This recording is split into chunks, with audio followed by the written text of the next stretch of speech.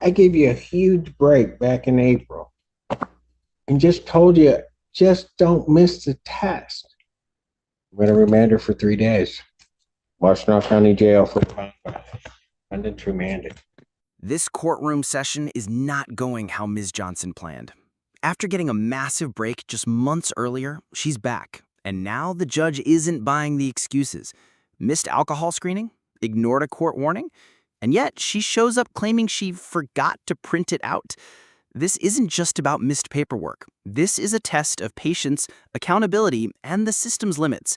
You'll hear a judge lose trust in real time, and a father scrambled to keep his daughter out of jail. Watch closely. This isn't just sentencing. It's a second chance slipping away. Today's the date and time that was originally set for sentencing. I have received and reviewed the recommendation from probation with Ms. Johnson. She has not, we do acknowledge she has not completed the alcohol screening and assessment through Von Schwartz, and she did miss a test on July 1st. I did discuss this with her yesterday on the phone and advised her to go to community corrections as soon as possible to try to test. She informed me, and so did her father, who is here with her today, that she did go to community corrections this morning before court and was there for about 45 minutes, and they said she was unable to test this morning. We are respectfully requesting that the court not remand her at this time and that we adjourn the sentencing out in August to give her the opportunity to complete the alcohol screening and assessment. She is gainfully employed at St. Joe's. She does not want to lose that job. In the alternate, if the court is inclined to remand her in both speaking with Ms. Johnson and her father, our request would be to potentially allow that remand to happen a couple weeks in the future so she can take time off work at St. Joe's so she does not lose that job. Other than that, Your Honor, we respectfully request an adjournment of the sentencing. And Teresa Clare on behalf of probation. Your Honor, I did communicate with community corrections this morning. She did go over and she wasn't scheduled to do a test today, so she did not test. She did do her download of her scram. I just confirmed with them that there was no violations on the scram. However, she had not reported to them after June 15th. So there was quite a bit of info that they had to download on that. So I do know that there was no violations on the scram. However, probation also wants to point out to the court that this court did direct her back on April 3rd, I believe, and warned her about any further mistesting. So she was given a warning by this court back in April about her remaining compliant with the testing order.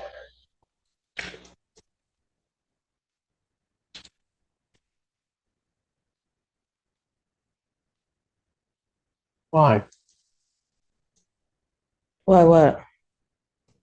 Why'd you miss a test? I gave you a huge break back in April and just told you, just don't miss the test. You remember that, right? Yeah. And then when you pled, why didn't you do your alcohol screening and assessment? Forgot to print it out.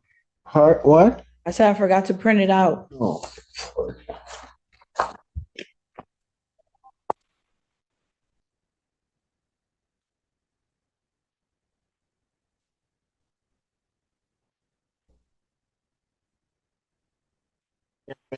They do so much. I didn't send you the last time.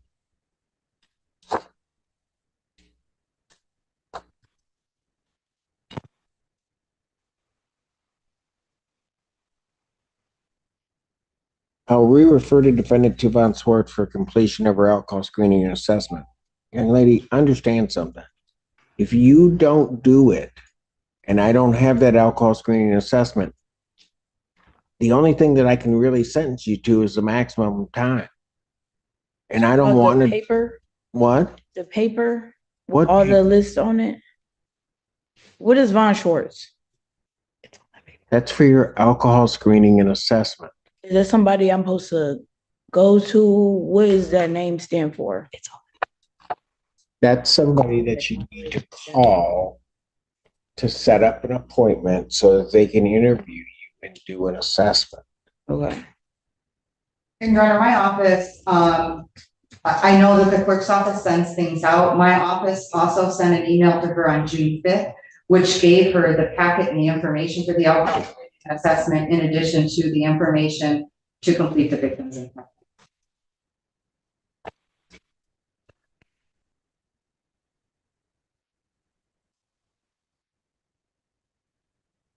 Need to pay a $75 referral fee. Do you have that? No.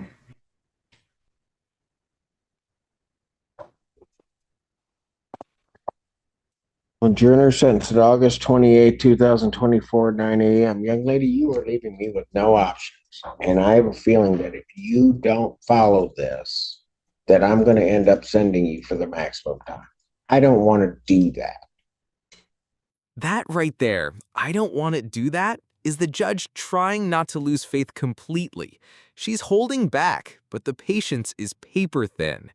This isn't about being harsh. This is about setting boundaries when someone repeatedly ignores the court. Miss Johnson is lucky this judge is still giving her options, but if she slips again, there's no more cushion. Jail time is on the table, and it's not a bluff. Be honest, if you were the judge, would you give her one more chance? I'm going to end up finding you in contempt and sending you. So in this, I'm going to, for the bond violation, I'm going to remand her for 3 days. Washtenaw County Jail for the bond violation. Defendant remanded. Just go. Is that Dad? Yes, Your Honor. Get her back. Dad, hang on one second. Go ahead, take her back.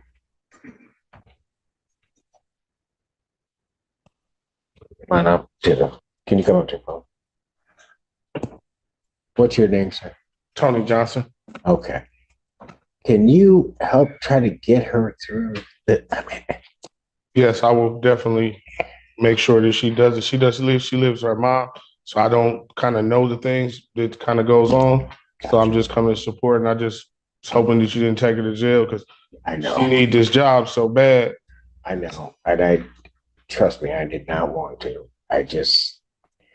Miss Clara, can you give to Dad the Von Swartz information and the victim's impact information so that he has it, so that I get where he is, so that he knows what she has to do.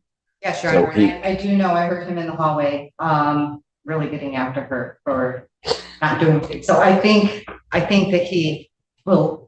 Well, I don't doubt If that. you stop by my office, or I'll ask them to give you the paper printed out. Is that in this It's building? right down the hallway. Okay. And so I'll tell them you're coming right down. And, Okay. I have the $75 for any fee or whatever that she might have needed to pay. I do have the money, so.